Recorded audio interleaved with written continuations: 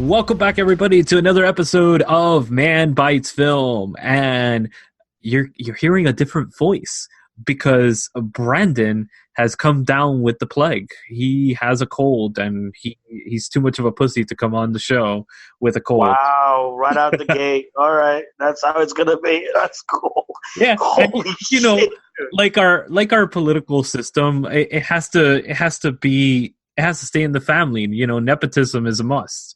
So, we're American, so we got to do nepotism because, fuck it. Our role models are our political system. So, yeah, nepotism it is. So, yes, and that other voice that you heard saying holy shit was williamphoenix. Good evening, everybody. Always happy to be here. I feel like we're Timon and Pumbaa and we're missing Simba. Because our trio's down. I'm okay with Simba not being here. When Brandon hears this, he's going to be like, what the fuck? Right? Like, this is the last time I'm calling out. Exactly. That's a good thing. So, all right. I guess I have to introduce my segment. When I was in Italy. He's like, too much of a pussy to call from Italy. Yeah, since you don't listen to the show, you would never know. Haha. Shut your face. Out, bitch. But anyways, all right. So first segment is my own segment. It is God, I miss Brandon. So movie news today. It is do we have some movie news? Let's start off with a little bit more of the obscure stuff, not the mainstream shit that's going on. Tom Savini has officially announced that he is going to be part of the new Creepshow reboot. And Tricia Helfer, David Arquette, and Dana Gould is going to be part of it. Dana Gould, do you remember from the Saw series? He is Saw. There's a name I haven't heard in a while. David Arquette? David Arquette. Yeah. Oh, my God. Yeah. Which, I'm so glad excited. I'm glad that, he's back to acting, which means that he's rehabilitated and doing better. Oh, hell yeah. So, looking forward to it.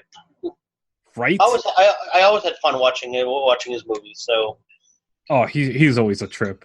So Marvel turned 80 years this month, which is pretty fantastic. Speaking of Marvel! Yes! Segway! Spider-Man. What the fuck is going on with Spider-Man? Like, William, come on. Tell us a little bit about this shit, because okay. You're a better fan than I am. I'm a better fan than I am. Yay! I am needed. Let me go and put on my cape. You have the power. And now I got the responsibility. Yeah, right? So. I'll keep the ring. Quick. Wow. You and your cock ring. Dude, you got your ass rammed on Facebook over that whole, it was fucking great. Holy crap. And the thing is, I'm not going to name names, but somebody kind of came after you, and I stood up for you, and it's been a few days still waiting for a rebuttal. If you know who you are and you listen to this, I'm still waiting. I'm not done. Gloves are still on there. But anyway, quick I intend for comedy, people. Comedy. Let's have lighthearted fun. I don't post political shit for that exact reason, because I like doing the comedy sketches and bullshit behind the scenes about movies. Because Can you say that again? Bullshit. Bullshit. What the hell, Bobby? What's bullshit? I grew up in Miami, but I've been living in Orlando way too fucking long. Apparently. Okay, so quick backstory. A few years ago when it was Captain America Civil War had been announced, there was a lot of talk about Spider-Man being allowed in because, as some of you know, or if you didn't know, you know now, Sony owns the rights to Spider-Man. Yep. Now, even back then, I was one of the first people, and I will stick to it till the day I die. I was one of the first people to say Sony and what the time was Marvel because they hadn't been bought out by Disney yet, are going to come to an agreement. Spider-Man will be in Captain America. Mark my words. I was sitting at a diner in Orlando, and I pretty much got almost laughed out of the diner. This sounds like a repeat Sony will story. never do it. Yeah, it sounds like a repeat story of that Harry Potter incident that you had with a friend of yours too. Oh yeah, but I have those lucid moments where I'm like, well, it kind of makes sense, and I don't bat 1,000. Sometimes I don't even bat like 500, but when I do hit, I've had my grand slams, and this was one of them. Because then, obviously, as we know now,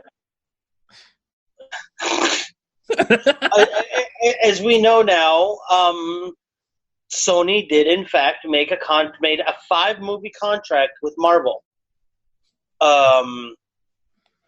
about having Spider-Man enter the MCU, and the whole world rejoiced. Now, Far From Home was the 5th movie. Even though he wasn't fully in Civil War, he was still considered one of the 5 movies that they had signed him on. Okay. Now, because Disney, when Disney signed the contract, they had signed it for a 5% margin, a profit margin. Yeah. For their take. Yeah, which is absurd. Let's be honest; it's completely absurd because they were putting down most of the money for the production as well, and they were giving rights to the studio for a hot property of theirs that they had made a lot of money with in the 2 series that they did before. Hello? Yep, can you hear me? You broke up for some reason, and I thought my Wi-Fi went down, and that was not the case, but we're back. Okay, so I honestly like. So yeah, I mean, like, I get it. Yeah, 5% wasn't a lot, but I mean, they signed it, and it was a legal binding contract. Yeah. So now that Disney bought out Marvel, they came back and they wanted. Now I'm still trying to make heads or tails of if they're trying to go back on the original contract or if they just came back with a 50-50 on the new contract. All right, so what they're trying to do is they're trying to negotiate a contract by using the fans as an outrage point. So Disney's being real sneaky as fuck, and they're being they're being unreasonable. They're saying 50-50, and that's total bullshit. There's no way that Sony should accept that offer in any way or form. So it's outrageous, honestly. Like, even just a finder's fee is like 10%. Much less if you own the rights. Owning the rights, you're talking about a 15 to 25% minimum. On a hot property, I could see them going a lot harder. Can you hear me, William? Hello? Which, I mean, in the interim, Sony has kind of proven that they can do a Spider-Man movie without Disney. Yeah. Because people seem to forget that a little movie called Into the Spider-Verse, it's the best Spider-Man movie. Made a pretty good, decent outing at the movie theater. So, yeah, I like to believe, because I like to, and so did Venom. Venom, as much as we don't enjoy it as much, it made Venom. A fucking killing. Venom was good. I thoroughly enjoyed Venom. Yeah, it was all right. Well, I mean, for what it was, and given the fact that it was a standalone movie, that it it didn't have like the main Marvel characters in it. It was basically Venom versus Venom. It did really good, and it did good enough that it warranted a second outing. So, by today's standards, not bad at all. What helped that movie up was Tom Hardy, 100%. Oh yeah, him and his that held it up.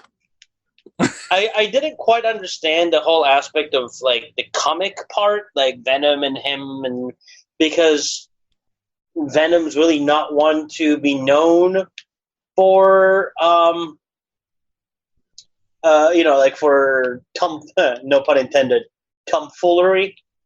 Tomfoolery, oh my god. That was good, and that was totally intended. That was totally intended, and that was great. But I mean, like is accepted. The bottom line is Sony was able to do 2 solid outings, one more solid than the other, but 2 solid outings of Spider-Man or Spider-Man related characters without the help of Disney. So they have that going for them. Now, yeah. Do I honestly believe that this is the last we've heard and that, it will... No. I think that it is kind of like a power thing to where, Disney is kind of like, flexing its muscle and saying, hey, look, we're going to make them hate you. But when the dust settles, and it will settle, people will realize, oh, wait, Into the Spider-Verse was a Sony movie. Oh, wait, people are just like, especially fans, and I understand it because they're trying to keep everything together. And with the Tom Holland Spider-Man, because it was so heavy on the using the MCU as the supporting as a character, backdrop, it's going to make it harder to make a storyline which kind of continues with the same. The alternate reality thing, so they could play off of that pretty easily. They could, but now is the multiverse part of what? There's no copywritten of the multiverse, right? No. Okay. So I mean, So right there, you already have another solution. Yeah.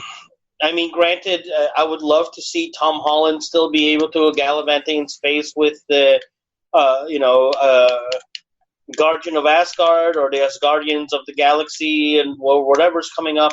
But yeah, we'll see though. We'll see where it goes. Also, because Tom Holland only signed 6 Spider-Man movies with Sony, so his next movie so we'll see where it goes. If it tanks, he can walk away. We'll get another Spider-Man reboot. If it doesn't, he can sign on again.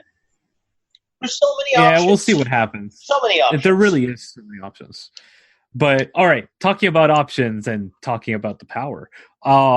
Kevin Smith will be helming Masters of the Universe sequel series for Netflix. I'm excited. Because Kevin Smith has a freaking massive boner when it comes to these throwback 80s shows and movies. So I'm really fucking excited about this, honestly. I'm looking forward to it because, like you said, he's definitely he's had his share, and he's one of us. So to speak. He's one of us. We'll see how he goes about doing it. I have, incredibly high hopes. He's got he's either a hit or a completely miss. So next thing that I wanted to bring up is Dr. Sleep is officially going to be rated R, which I'm excited about this because they've kind of kept it in the dark about what rating it was going to get. Well, I don't understand how it could be anything but rated R if it's going to be a sequel to whatchamacallit, to The Shining. To The Shining. How could it not be rated R? You'll be amazed. It's pretty easy for that to happen, honestly. But I mean, it is what it is. We'll see what happens. But I'm really excited about it. Mike Flanagan is a fantastic director. I mean, The Haunting of Hill House was fucking great series. So just that alone it has a lot of legs to stand on, and the fact that they're not going to neuter the film is even better. So I'm really excited about that. Now, the last thing that I wanted to bring up for movie news, but before I do so, we have a special guest on. Richard, are you there? We do. Hey guys. Hey, Rich. Yay! Pritchard, how you doing? The reason I wanted to introduce you for this segment is because I know you're going to be especially excited about this. John Carpenter. Said sarcastically or realistically? No, realistically. Well, possibly sarcastically, but let's find out. John Carpenter is going to be returning to score the new Blumhouse Halloween sequels. You heard me right. Sequels. Plural. So Halloween Kills and Halloween Ends are going to be the sequel names so far. He's waiting for the other shoe to drop. Well, I know that he's not a huge fan of the new Halloween movie, but I know that you're a huge fan of the original, and the music and everything involved is a huge part of that. Oh, no, actually, let me correct you on that. For our listeners who don't know, my wife is actually the huge Halloween fan. She helped win the Halloween trivia pretty much by herself. That was held over at Player One. So, yeah, my wife, Carrie Ann, knows Halloween like the back of her hand. She watches that movie religiously. She did not like the new version. I agree with her of what she pointed out of why she doesn't like the new version. Once I kind of got out of my days of just playing the fun game of body count while I was watching the films. I wasn't paying attention to the negatives as much as I was going, and that guy's dead, and that one's dead, and that one's really dead. But I'm excited for it because, honestly, as much as I will definitely say this remake was nowhere near as good as either one of the first two Halloween movies, I would probably put it up there with the third or fourth. So, overall, it's not that bad, Well, I mean, considering. Let me say this: the number one reason why my wife, now this is my wife, this is not me, but she pointed out to me, and like I said, I agree with her because she pointed out to me. The biggest problem that she had with Blumhouse's Halloween is no redeemable male character pretty much at all. Every single guy is either A, going to be murdered, or B, a friggin' moron. There's only one male character who actually is neither, and that is a black kid who has some really great lines. It's funny as all get out. Yeah, he does. He survived. Yeah, he does. But the one kid who is apparently involved with dance, which is making his, conservative truck driving father upset. Well, for some reason, because he goes to protect his dad, because his dad goes out to check on what's happened on the road, which causes him to die.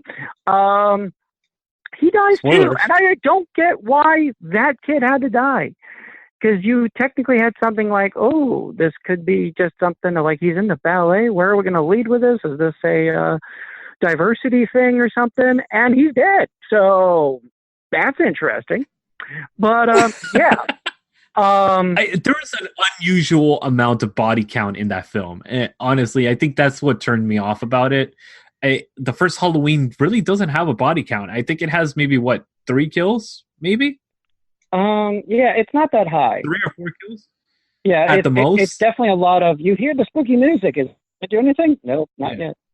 Yeah, exactly. But I will say this. This is a joke and from my wife, so I got to give credit where credit is due. Dun dun dun! Universal. We kill kids and dogs. Yes, they do. Yes, they do. So they're just keeping with the tradition.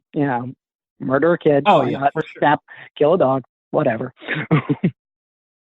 For sure. William, you had one more thing that you wanted to add to movie news, right? I did. I'm actually really surprised you remembered. Aww. I almost forgot. No, I almost forgot. I reeled myself in. Yeah, one of my favorite actors actually just got he's just signed for the next Fast and Furious movie.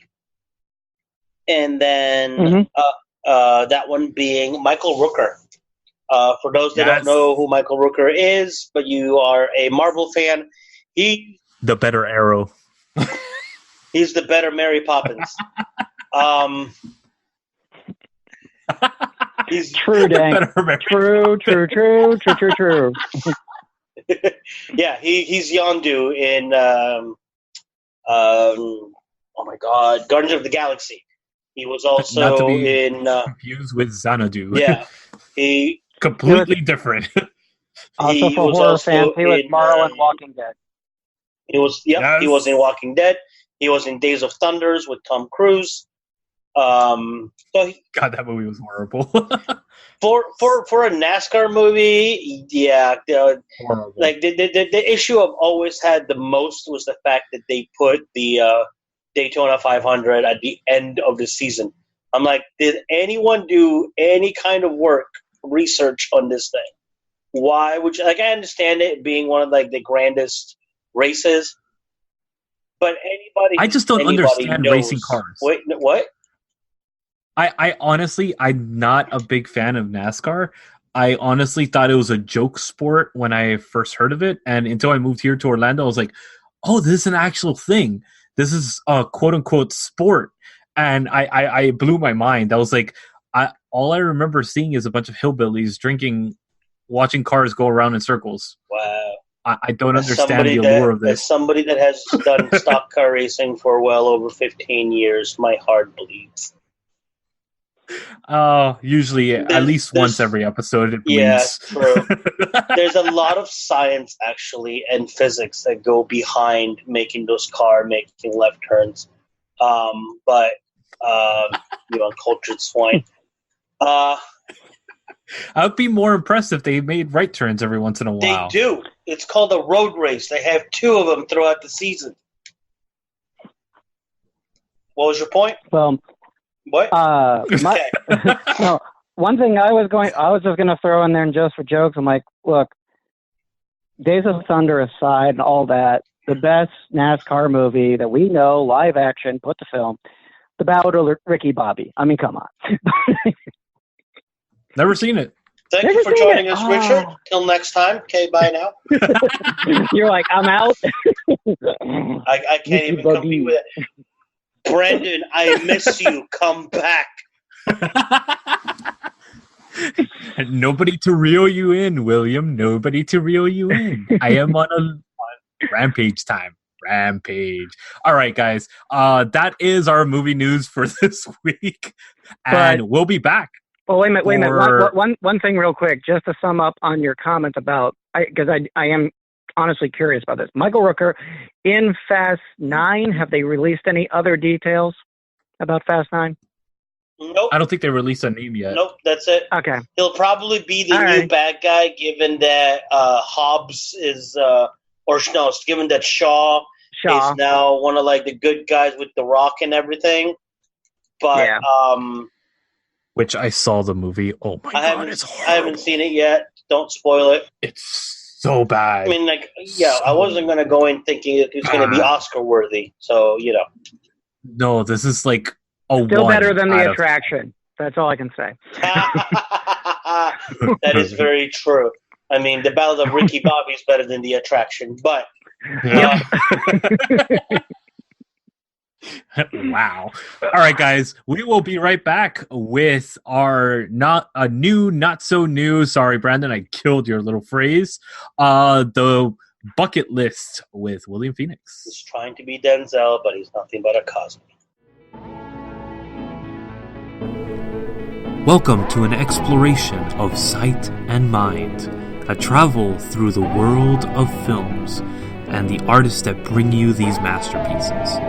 Do you love films, directors, actors, cinematographers, editors, composers, or any of the hundreds of artists that bring you these feats of art? I am Luislacau, your host into the world of films, your guide to Man Bites Retro. Alright guys, welcome back, and we are going to be doing the top 100 bucket list films. William, what do you have for us this week? I'm scared. I'm honestly really, really scared. Why? Just because I told you that we probably won't agree on it? No, because your picks are, when you say that, usually are not a good sign. Well, no, because I think we will not agree based on I don't believe that it's a good choice for a bucket movie for the genre that it is, but I think that you will, and you'd be like, are you fucking kidding me? It's a great movie. And I'm like, I'm not saying it's not. I'm just saying I think there are better movies in the genre, and then we'll go from there. So I'm excited to hear Richard's opinion on this too. Sure, I'll throw in one that probably hasn't been discussed. So let's go. So the movie that I picked this week is actually a Stephen King movie, but very non-Stephen King. What was that? I think I know what you're going to say. What do you think it is? I really hope. What do you think it's going to be? Either Green Mile or Shawshank. No, neither are those. Because I think that both those movies are great movies. No. Okay, go ahead. The movie that I'm talking about is Stand By Me. Oh, yeah. What? There it is. That definitely deserves to be on the 100. There it is. 100%. Wow. I don't mean to say that I know Lewis, but wow.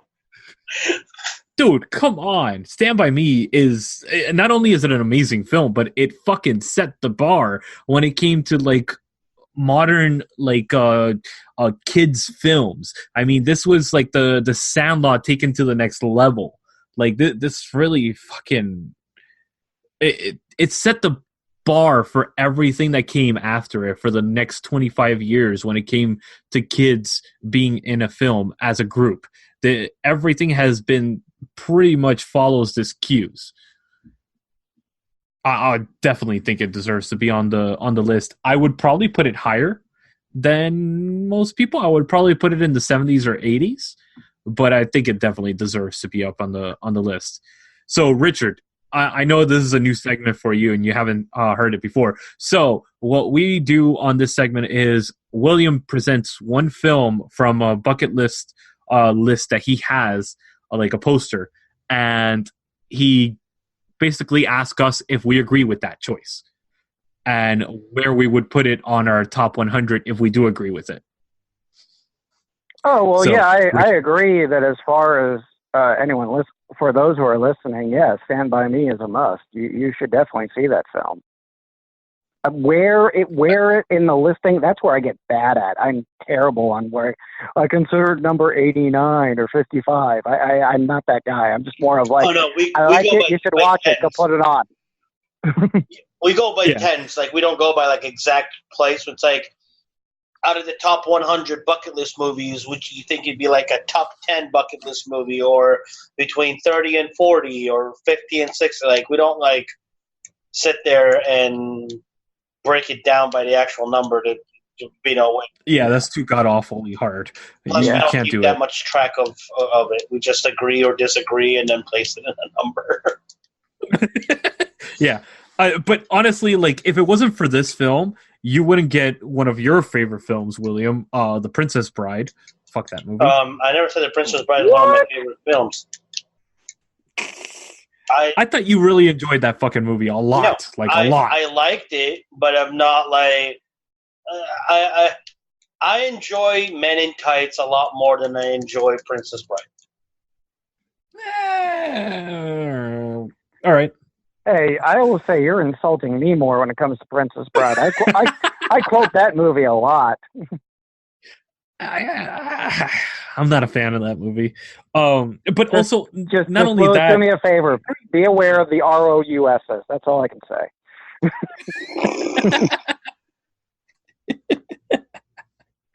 When Harry Met Sally, we wouldn't have When Harry Met Sally if it wasn't for Rob Reiner doing Stand By Me and making such a success out of it. And it's such a good fucking film. So like, I will agree that, I mean, I'm not saying it's a bad movie, obviously. I am not saying it's a bad movie. I am not saying it's a movie I don't like or enjoy, or that, like, with how deep it goes with the differences in the different personalities of the kids and everything. It is a very good movie. I don't think that it's like a must-see movie. I mean, by Stephen King standards, I think that there are better must-see Stephen King movies. Two of them you named specifically, Shawshank and Green Mile. You're missing The Shining. And what? I'm sorry, you broke up. What? The Shining. You broke up again. We'll get back to it. You asshole. Yep. But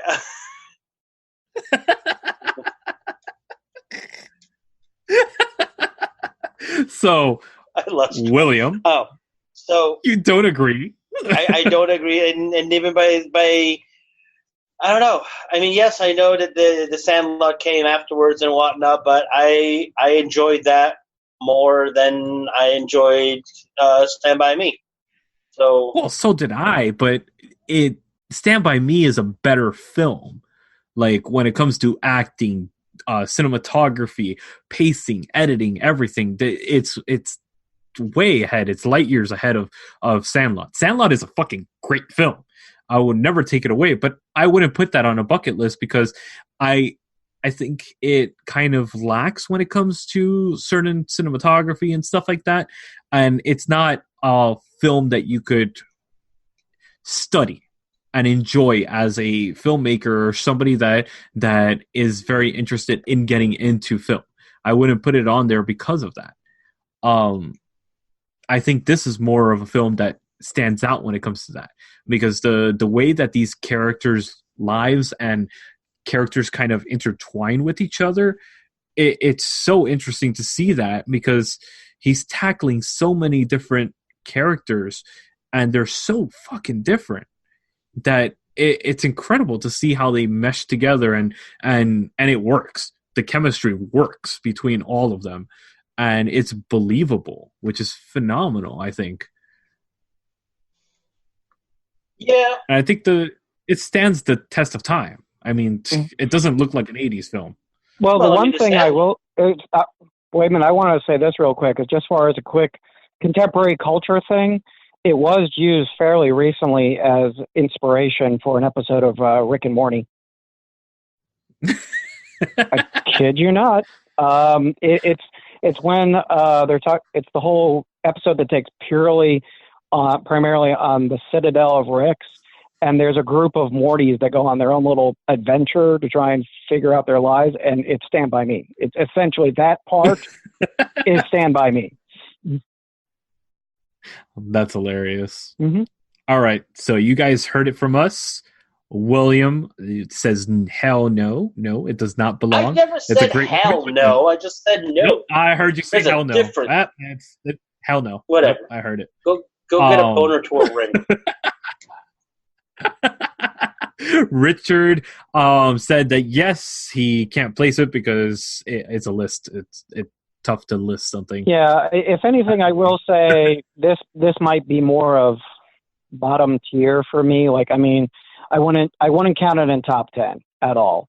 But yeah, I wouldn't either. I would say it's a film that you should watch, pretty much. And for a lot of Stephen King films, there's a lot of them where I'm like, you can go, yeah, just avoid that. But Stand By Me is one of those ones where I'm like, no, this one's good. Watch this one. Oh, come on. You didn't like Maximum Overdrive? Come on, man. That was a great movie.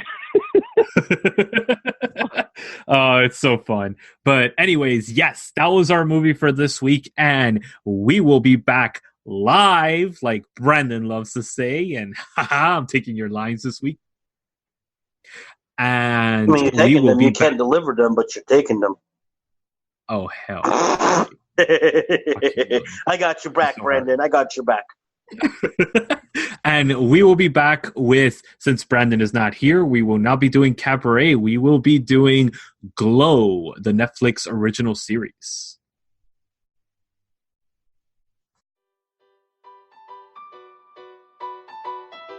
Hey, you lovely nerds. This is Nisha M., your geek mom, from Diversely Geek. Diversely Geek is a global nonprofit that promotes self-acceptance by highlighting the positive message of fandom. We're all fans of something that has affected us for the better. We like to express that love by embracing our inner geeks with you all on our podcast Diversely Geek Discusses. We also have a podcast for any Whovians out there called Doctor Who in Review. We often partner with Manbitesmedia, so you're bound to come across us sooner or later. You can find us all on our podcast platforms as Diversely Geek Discusses and on social media platforms as Diversely Geek.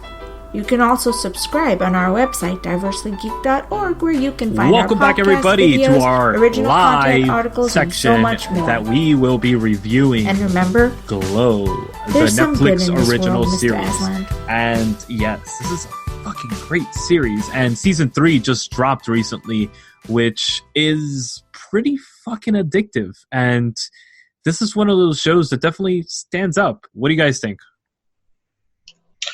I liked it. I like the show overall. It was one of those. When season 1 came out, I was like, "What is this? It's about wrestling and women in the 80s." I'm like, "Okay, let's." I don't want to say it didn't start as just background noise, but it was one of those. Let me check it out, and then by the second episode, I was like, "Okay, I'm hooked. Let's get these going," and I've been hooked ever since.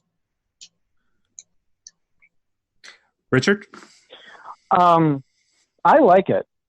I've been following this. I've already binge watched through the third season, but that's because also I've watched WWE, and I kind of got into this just more wanting to know some history of independent kind of wrestling, with the whole thing of the gorgeous ladies of wrestling, Glow. And so the great thing about the show is you get to see, the gorgeous ladies of wrestling. Dude, they say it 20 times throughout the series. Come on. I know. I was trying to get a rile out of. I know. But Jesus. I'm saying that for the folks at home who don't know.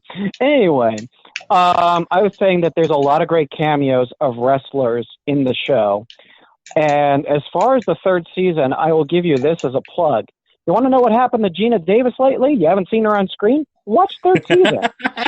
Right? See Gina Davis. I know. I was like, holy crap, she does exist. You'll see a lot of Gina Davis. Well, there is that. Yeah, a lot. A lot. More than I wanted to.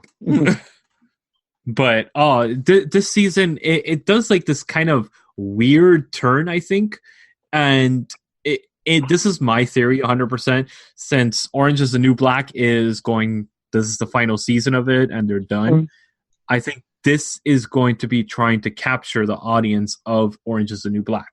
They introduced a couple of storylines that kind of capture the main audience that was watching Orange is the New Black still. And I mean, they did it well. They didn't do it in a way that is pandering or meandering and adding characters that made no sense to add. I think they did it in a way that's organic, and it kind of it worked 100%. I fucking loved the storylines with some of the new characters that were introduced. Honestly, we're gonna be reviewing Cabaret next week, and I originally thought, I was like, okay, is it because you're watching Glow? For that exact reason, because it was a main part, and this guy, I can't remember the actor's name or the character's name. Mm-hmm. Do you guys remember? Oh, are you talking about the one who's the impersonator? Yes. Yeah, gosh, I can't remember the name nor his stage name. I can't remember his name, but you guys know who I'm talking about. It's Bobby Barnes. There you go. Yeah, okay. Bobby Barnes is the character name. Kevin Cahoon is the actor, and his role in this was fucking great. There were scenes there where I was like, wow, this is straight up out of Cabaret, 100%. Some of the scenes I was like, wow, this is pretty fucking good. This is pretty awesome, and it's really enjoyable seeing him portray those roles and the way that he intertwines with other characters in the show as well. Mm-hmm. And I just thought it was real. It was organic, something that was legit. I don't know what you guys think. Well, my thought about introducing this character is it made sense for Vegas because I have actually lived out in that city for 6 months straight. And yeah, just showgirls, impersonators, that kind of the gambling life, the fact that they don't have clocks, nor there isn't a window that you can see outside to really know the time of day, where they tint the windows to where you lose complete track of time unless you have a watch. Yeah, that's Vegas. That is how it is. So any elements in which they tried to put to make it go like, this is Vegas, I want you to feel like Vegas, they did well. It really did capture Vegas. Yeah, I agree 100%. Like, and that's where I go back to the fact that they kind of organically added these characters in, and it felt legit. Like, it wasn't out of place. It was just really well done. Like, I really, really liked it. Also, I liked kind of Nash's subtle decline into madness. It was just freaking hilarious to watch. His character just kind of, it's interesting to see how he struggles with something that we thought after the second season, yet he kind of completely embraces it in this one in a weird twist. Yeah, and did you say Bash as far as the character? Yes, Bash. Yeah, Bash the one thing I will say is before anyone jumps on any, I mean, gosh, this is going to get somewhat level of spoilery. So careful if in some way you think this is a spoiler. Spoiler warning, spoiler warning, spoiler warning. As far as that goes, I say the jury is still out before anyone can truly label him. I think he's more of like, doesn't fully know who himself yet. Oh, like I agree with you. Yeah, like he acted, but before everyone automatically goes, oh, he's this, or he throw the label. I'm like, give it the fourth season. Let's see where they land on that. But I like the fact that he doesn't know.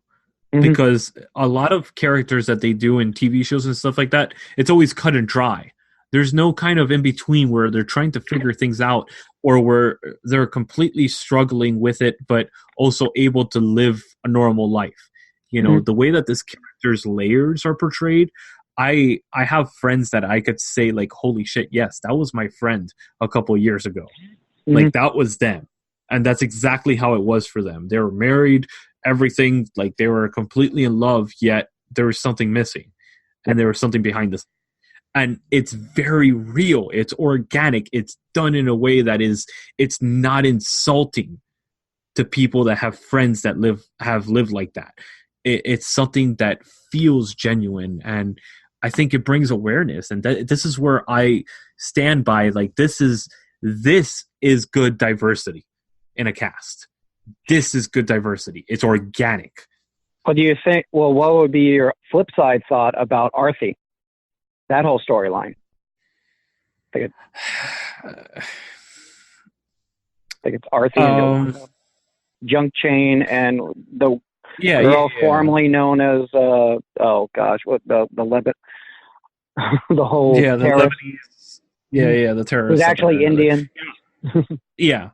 I thought that was great. I thought that was well done. I've seen people. Okay, so I imagine both of them being in their late teens, or early 20s, and I had friends that were just like that. So I see that confusion still, even at that age, especially in the 80s. Like that was a commonplace thing that people didn't accept who they were because of shit that society put on them. And I think that was very true. It was very organic, and it was unfortunately, they do go through shit, and it's not just all happy-go-lucky. And I'm sorry, but it is a tough lifestyle. There's something that I always tell friends of mine, because it's something that was told to my uncle, that he died of AIDS, and he was openly gay in my family, which, if anybody knows, my family is Cuban, and that's very much like ridiculous. Like, our families were really bad about that stuff. So for him coming out and stuff like that, it was like, you're disowned. But one thing that he told my dad and told my uncle was that if one of your kids ever turn out gay, don't make it like a huge burden, because they already have so much of a burden put on them. They are born a certain way, and they have a certain brain chemistry that is set a certain way. And unfortunately, their life is going to be extremely difficult because of that, because society will never accept them for who they are. And mind you, this was maybe 89 that he said this. So granted, it was that time frame, but I think it's still relevant to a certain extent. Unfortunately, that lifestyle, it sucks that it's still not accepted 100%. It's fucking horrible, man. And I think this show portrays that pretty well. I liked how like when as young as the girls are, staying on the same subject, how one of them is, I don't know how to put this. I don't mean this. I don't mean what I'm about to say to come out in a bad way. I just don't know. I cannot find the words at the moment, and I hope that I will. One is seasoned in how being gay in that era is versus the other one that's still trying to find herself. Yeah. You know, because like she said, you know, she tells her, she's like, I don't have time to waste on a, you know, on a straight girl that, you know, wants to act gay or whatever. And I thought that was very deep, because like even nowadays there are,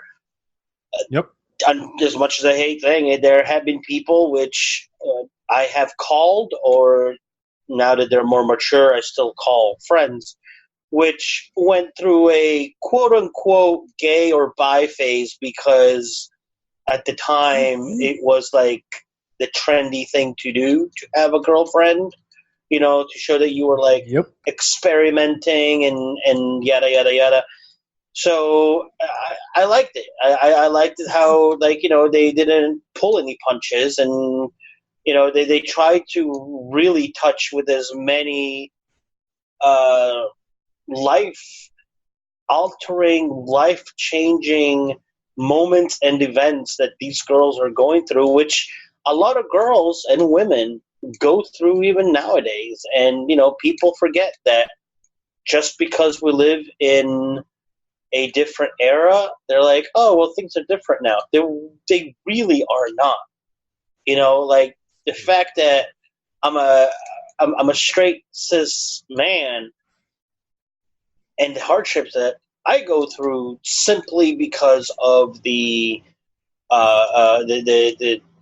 adult lifestyle that I have led and I lead, or whatever you want to put it, it's nothing compared to what these people have gone through, and they still go through every day. And people, just because it's not in the forefront, people think that, oh, well, it's no longer an issue. It still is. Yeah. It still is. It still sucks, and people are still dying because there's other people that. Clear that it sucks because people don't accept it. Yeah. You know, I've had friends that have come out to me, and I was one of the first people that they came out to. And there was one, which I'm obviously not going to name, which came out, and he was like, I gotta tell you something. And I knew that that was the moment. When he's like, there's something I need to talk to you about. I know what, like, inside I went, this is it. This is the moment that he's going to come out. And he did. And he's like, you know, I just need to tell you that, you know, I'm gay. And I went, cool. What are we doing for dinner? And I caught him so off guard. Like, this kid almost started crying, and I thought I did the wrong thing. Inside, I started having a panic attack, because I'm like, oh my God, did I just completely do the wrong thing when I'm not supposed to?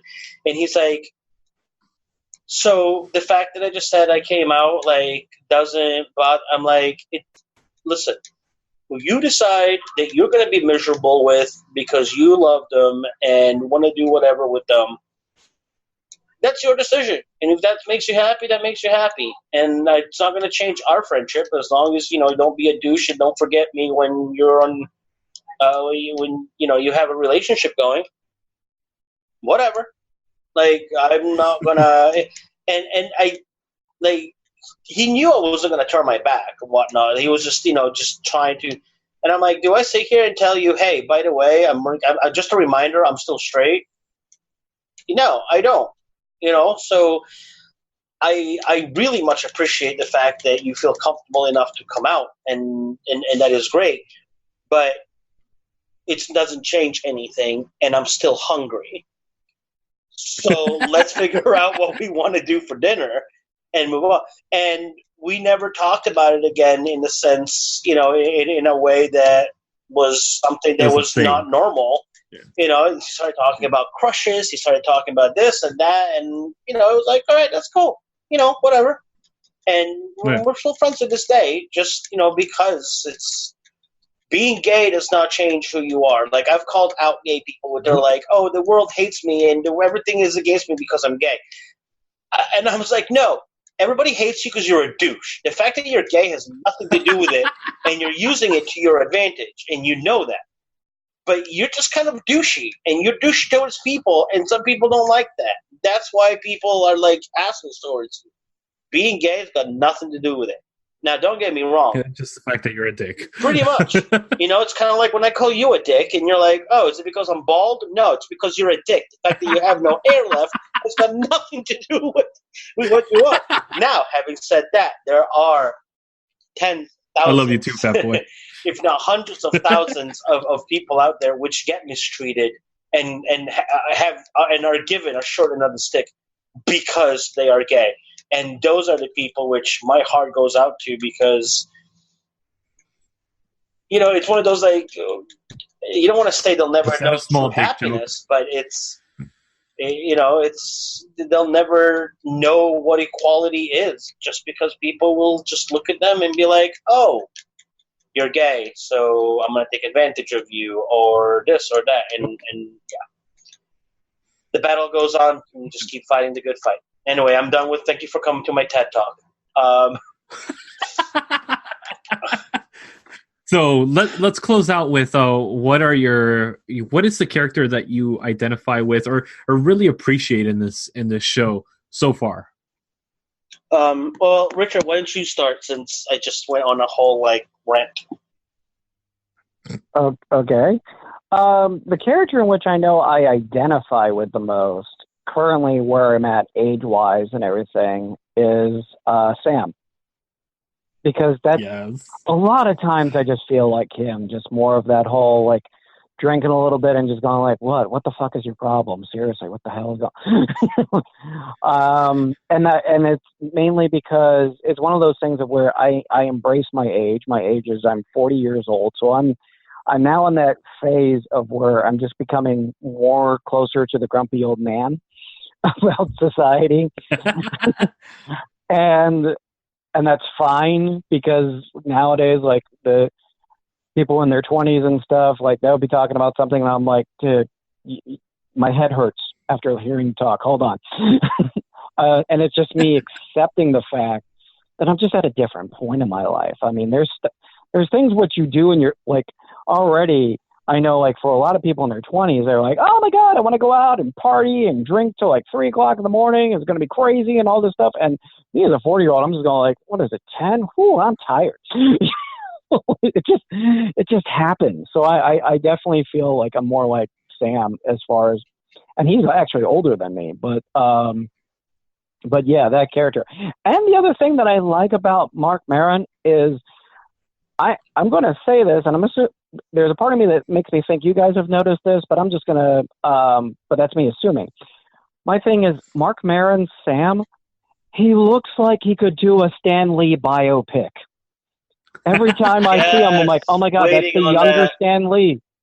Holy crap. So I'm going whenever they decide, hire him.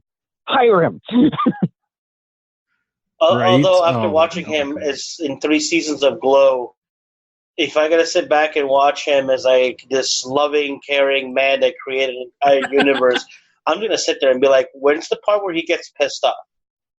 Like, come on, man. Come on, Stan. No. Do you not know what Stan was like back in the early days? Stan was maybe nice guy publicly, but in front of his artists, he was made people pissed off at him. I think Steve Ditko and him got into fights and stuff. So no. I could see one side going like, oh yeah, Excelsior, and the next moment, like, him going, fuck you, Steve. Like, fuck you, Stan. You never had a creative idea in your life. And it would fit. It would so fit because that was Stan back in the day. There was that aspect where he fought with his own artists while going Excelsior. When I was in Belgium, when I was in Italy, and also in Austria, I went by 3. There's a hotel in Venice. Because Spider-Man: Far From Home takes place. Part of it takes place in Venice, which was great because I went to go see it right when I got back, and it was like, oh, that's great. And this will be an Easter egg between us because I don't think it's actually an Easter egg, but right by the bridge that gets destroyed in Venice, there is a hotel, and the hotel's name is Excelsior. Hotel Excelsior. Yep. Nice. Which I thought was actually kind of cute. But I'm with you on that one. He is definitely one of my favorite characters. Not because he's a guy or not because, anything else. It's just I identify with him because in the sense of I'm always trying to make everybody happy. And there has been times where I lost myself and I put myself in I put myself as a back burner, but then I also burnt myself out just trying to make everybody happy.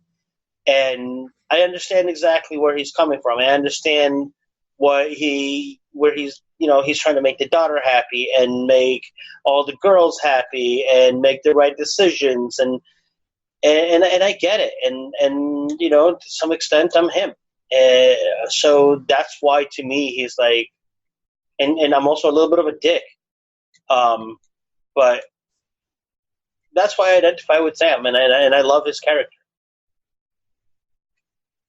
Okay, awesome. So you identify with Sam too? Yeah.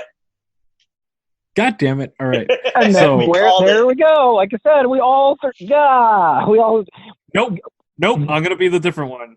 Okay. But, bullshit! You're just changing it now. No.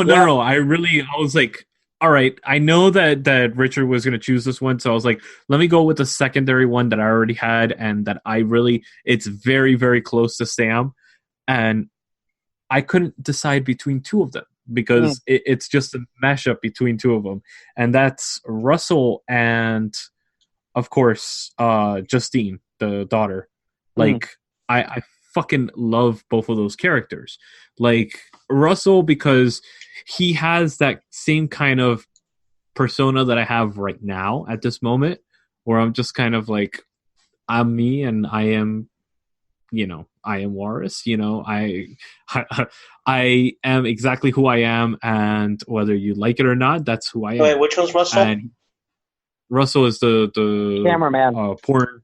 Yeah. Oh, okay, yeah. That he kind of like just he comes off like that creepy guy at first, but then at the same time he's like the most down to earth and chill person once they actually got to know him. Yeah, except I think you just stayed creepy. Oh,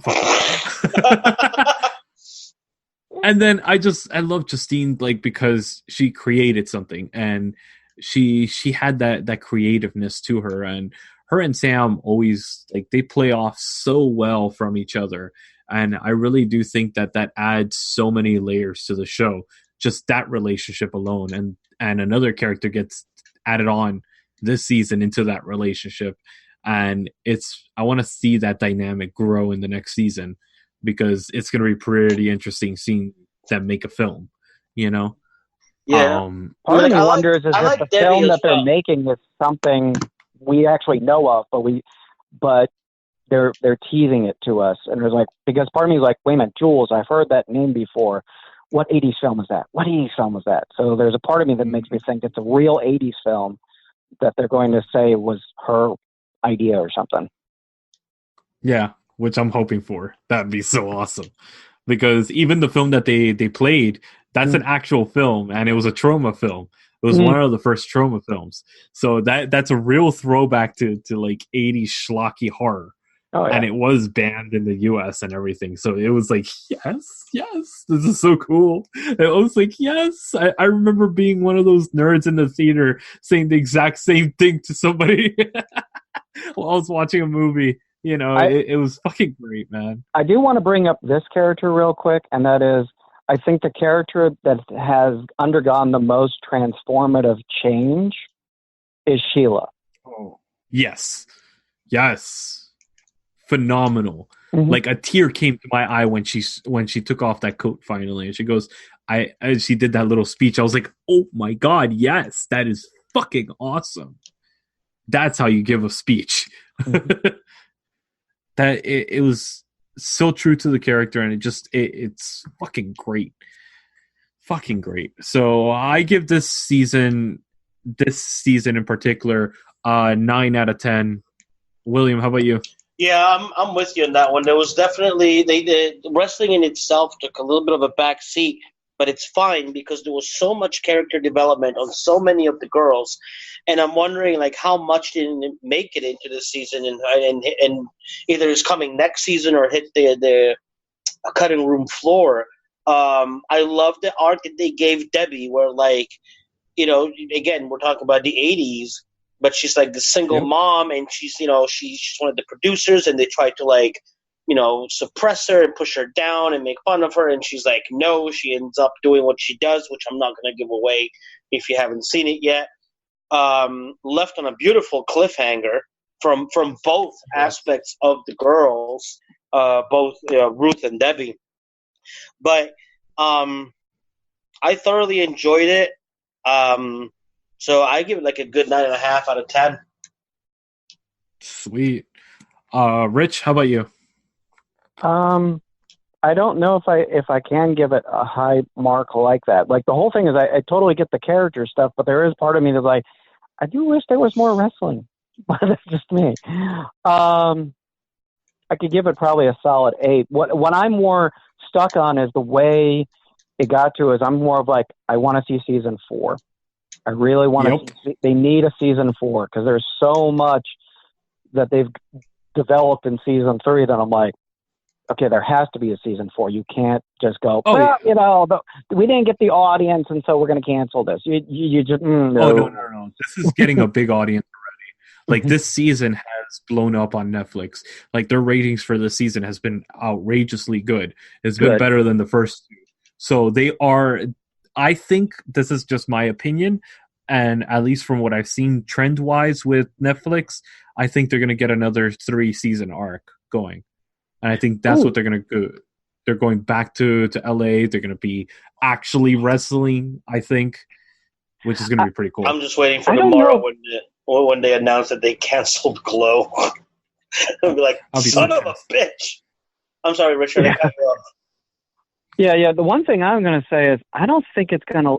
The one thing with the show, historically speaking, as far like, I mean, they're not really following the actual real people who was involved in Glow, because this was a real thing on public access. It is legit. You can look it up on Wikipedia. Like you can see the history of it. They're at a point now, I think, historical wise. I see it more going to a 5th season. I don't know if a 6th. Like I don't see this doing a huge run. Because there is going to come to a point where it's like, and now we're just making crap up. Like, really making crap up. Which is fine. I mean, it's still entertaining, so I don't see why they wouldn't at this point. I mean, they make up all the other crap. Might as well do this, right? Yeah.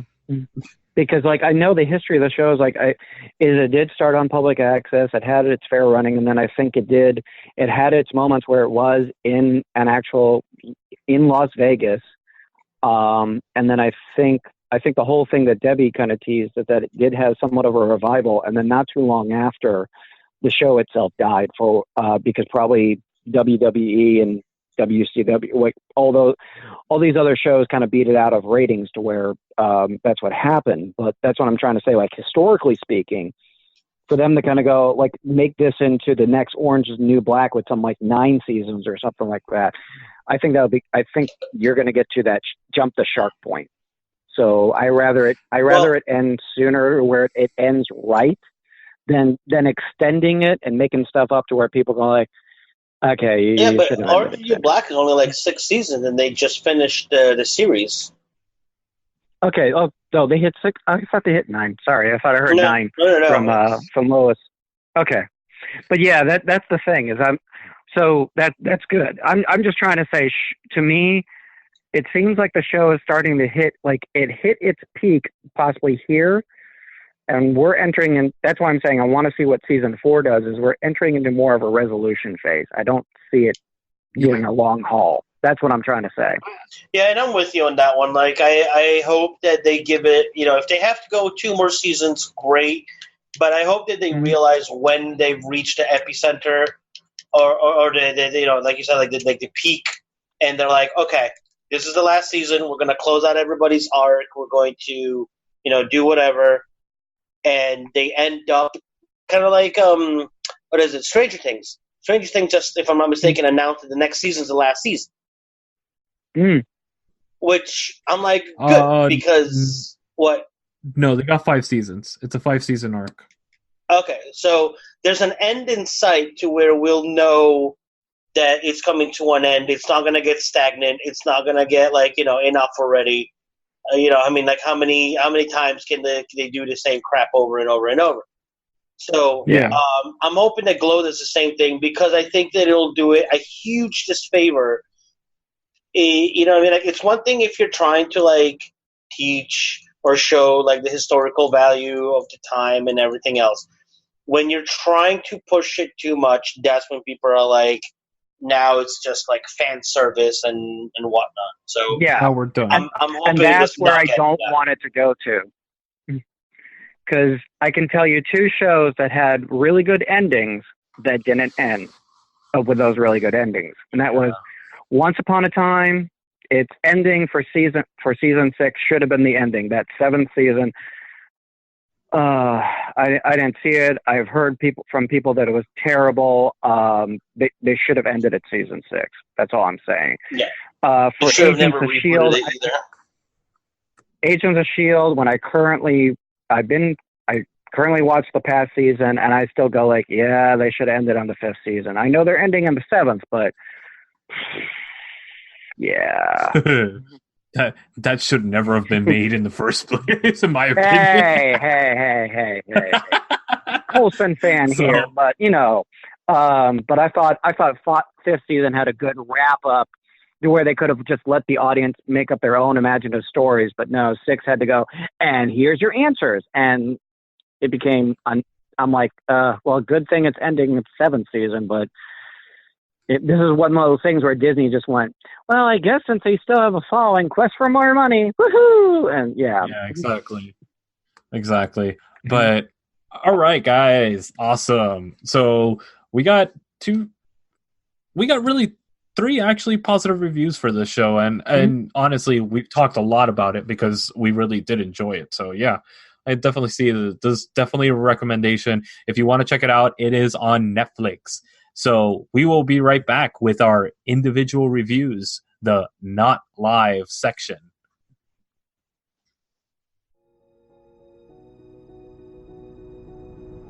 As the songs of awakening rang through, the world was created. The silence was broken. Middle-earth, with its rolling hills, broken mountains, flowing rivers, and beautiful forests, was created. Cellar Door is a journey into the mythology, the mystery, and the beauty of Middle-earth. Sit back, close your eyes, and imagine.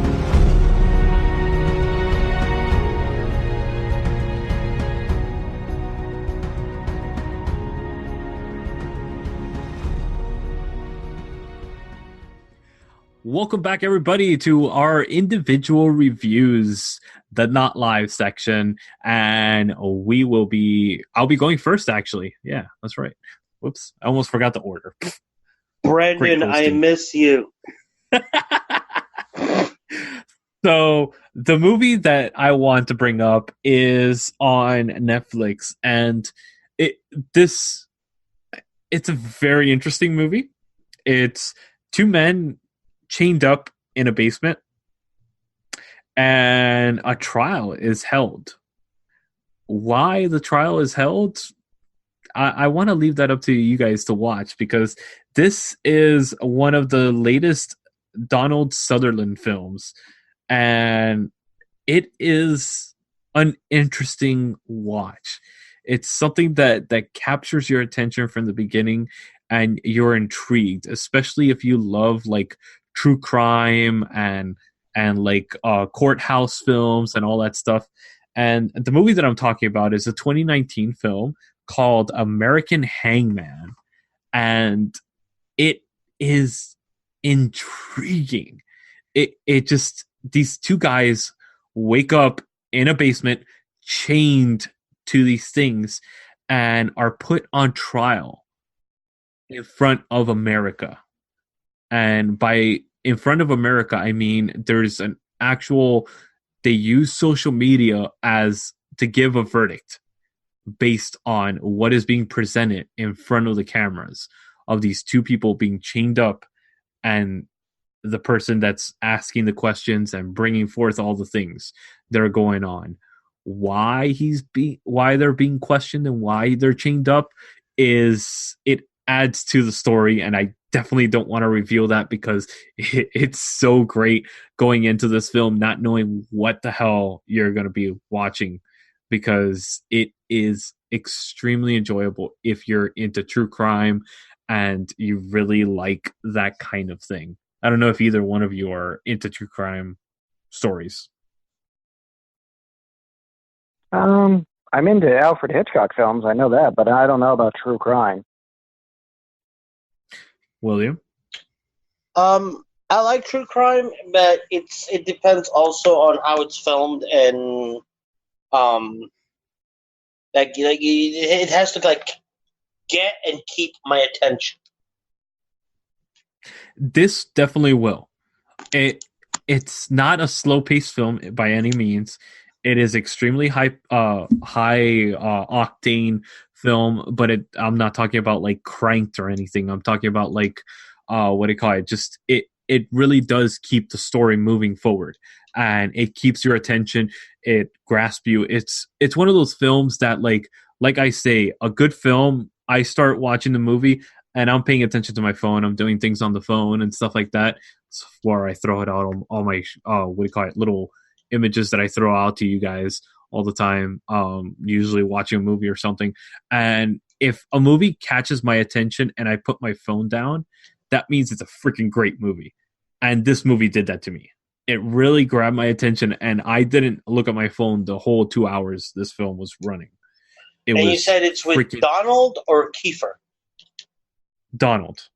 Okay. I mean, I like Donald. So did somebody just fart?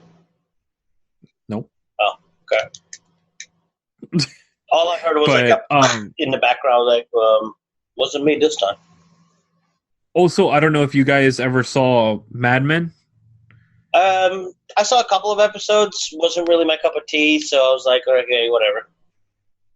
Well, the main character in this film is actually Pete, the whiny little bitch from Mad Men. Mm.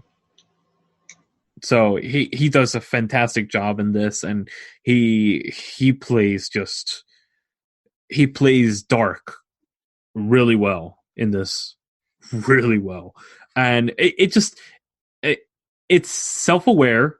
It makes fun of Saw at some points, and it plays it for laughs, because it's obviously what do you call it, impersonating it right at the beginning, and it's made self-aware, because it's like, okay, yeah, I remember watching this in a freaking movie, one of the people saying, it's like, it was like that movie with that guy that was chained up in the middle of the room and they had to saw off their leg, you know. he's like, I'm not gonna fucking saw off my leg. It's self-aware enough that it presented and it answers the questions that might take you away from the movie right at the beginning of the film. So I enjoy that. I appreciate that as a film. I probably give it a 7 out of 10. So definitely something worth watching if you're into that true crime stuff. So yeah, that's my review. Rich, you're next. Mm-hmm. Oh, I thought for a moment Dank was going to jump on and say a comment on something. Alrighty. So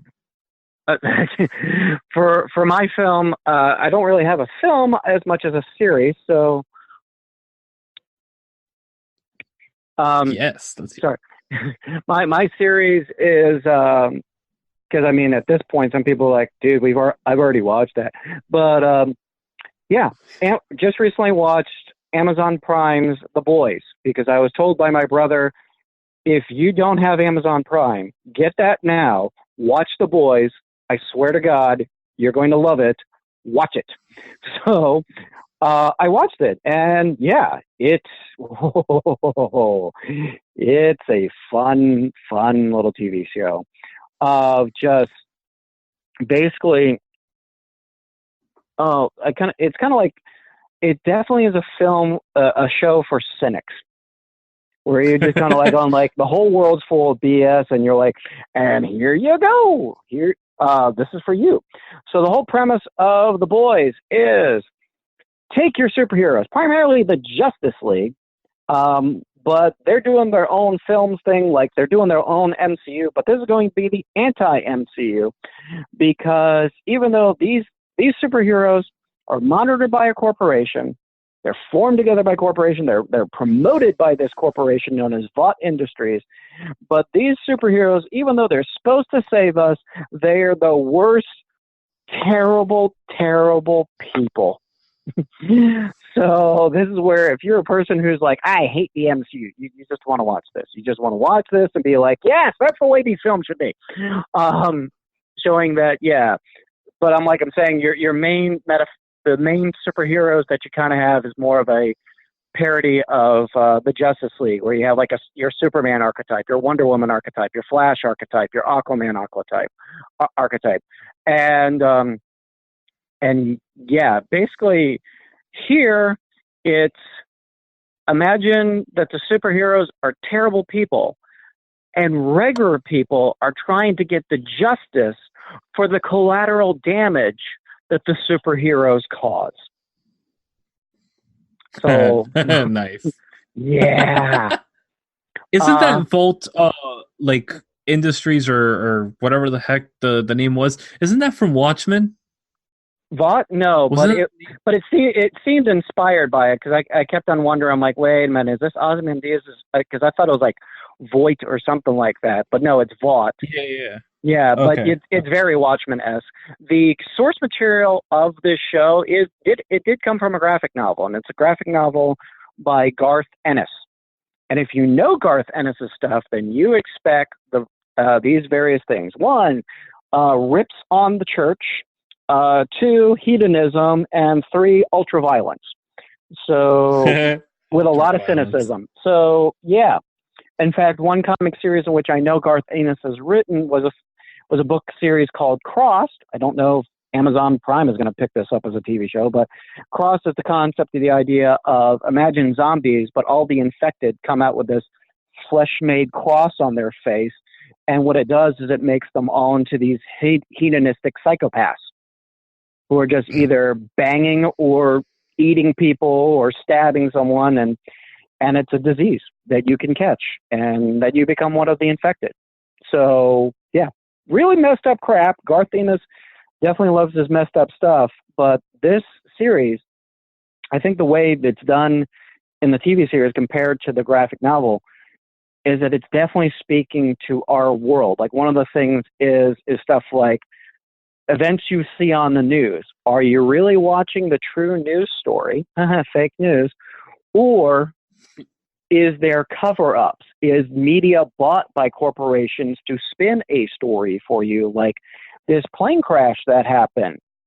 oh, it seemed like, the superheroes couldn't save them, but what if the superheroes actually caused the plane crash, but they covered it up, and all you're seeing on the media is like tragedy happened, terrorists caused this thing, superheroes are going to unite to fight against the terrorists, and you're like, yay, and everyone's like, woo, go USA, go superheroes. But yeah, what if they just covered up the fact that the superheroes were the ones that caused the plane crash? Well, that's messed up. So I honestly thought that was going to come and bite them in the ass, and then that's one of the things that like kind of like let me down a little bit.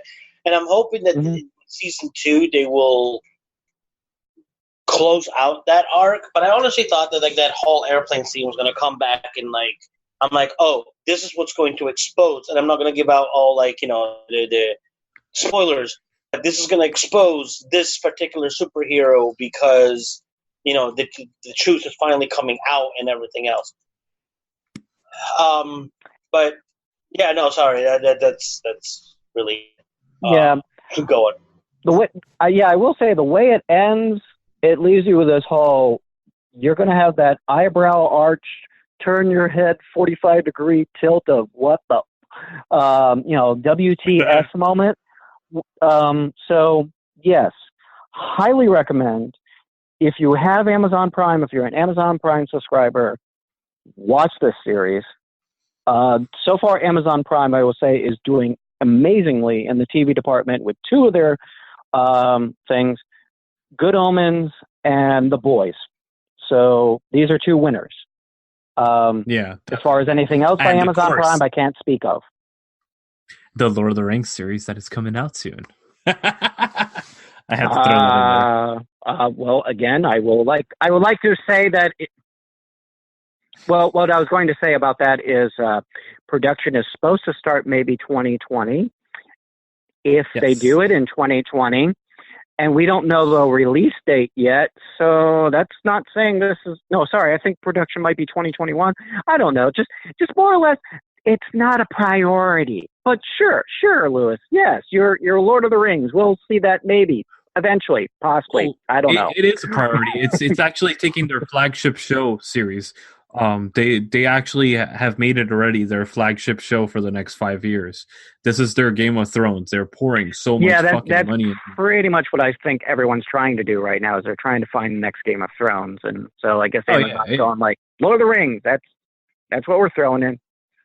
Netflix is going like Witcher. Yeah, exactly. What do you call it? Production will start by 2021. I'm sorry, the release date will be by 2021. Production starts next year already. They actually already started writing the first season, and they, at least from reports, they've already said that they're already halfway through the first season, writing wise. And now all of a sudden I can also hear a collective cry by everyone, please do not let this show have a season 8 Game of Thrones. That's all I can think of. Yeah, right. All right. So what do you give it rating-wise, Rich and William, since you both saw it? Rating-wise, what are we doing, a 5-star rating here or out of 10? Which one? Yeah, out of 10? Out of 10. Oh, God, I would say if you're a person who likes graphic violence, mind fuckery, all that kind of stuff, 9, 10, you want to watch this. If you don't, you're going to give it a lower number just because it's just not your jam. You're going to be like, it's too over the top gross. Click. I can't stand it. But if that's your thing, watch it. Watch it. Yeah, if you're a Rick and Morty fan, watch it. Sweet. William, how about you? I enjoyed it. I liked the different take. It's like almost watching superheroes behind the scene and seeing that, not all superheroes are great. There's always going to be the douchebag. There's always going to be, I did like how they took on certain aspects as well. Like, literally, like, they take on sexual harassment, sexual assault in the workplace. Like, straight up, like, head on, don't even try to cover it up. Just, 2 of them, just, shit happens, shit goes down. So that really, like, caught my attention. That really made it interesting for me. I give it a good, 8 out of 10, and Sweet. makes me want to, like I'm looking forward to season 2. Sweet.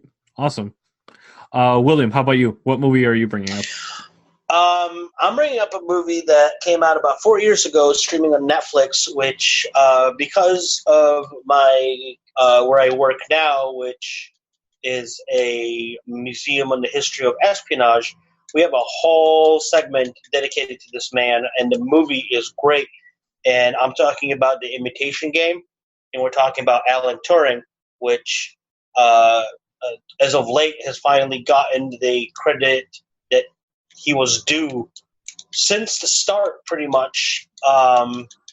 And he's, the forefather of computers. And it's about him. If people don't know, during the Second World War, the Germans were using coded messages to use during the war in the Atlantic, where we lost like hundreds of thousands and millions of tons of boats. Yeah, with the Enigma code. And it was the Enigma code, and he's brought on with this team to try and solve this issue. He ends up inventing what there's a couple of inaccuracies, but it's whatever. It's not big enough to where it changes or alters the end of the movie or the end result. He invents what's called the bomb, BOMBE, which is just basically like this giant computer, which ends up cracking the code, and then they were able to